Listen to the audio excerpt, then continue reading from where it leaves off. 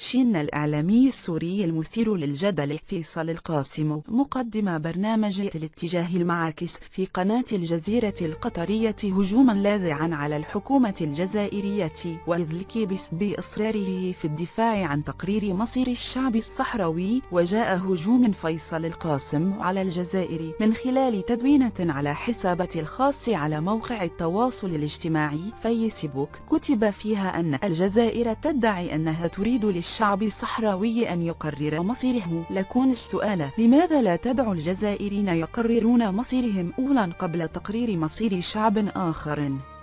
شن الإعلامي السوري المثير للجدل فيصل القاسم مقدم برنامج الاتجاه المعاكس في قناة الجزيرة القطرية هجوما لاذعا على الحكومة الجزائرية وإذلك بإصراره في الدفاع عن تقرير مصير الشعب الصحراوي. وجاء هجوم فيصل القاسم على الجزائر من خلال تدوينة على حسابه الخاص على موقع التواصل الاجتماعي فيسبوك كتب فيها أن الجزائر تدعي أنها تريد الشعب الصحراوي أن يقرر مصيره. لكن السؤال: لماذا لا تدعو الجزائريين يقررون مصيرهم أولا قبل تقرير مصير شعب آخر؟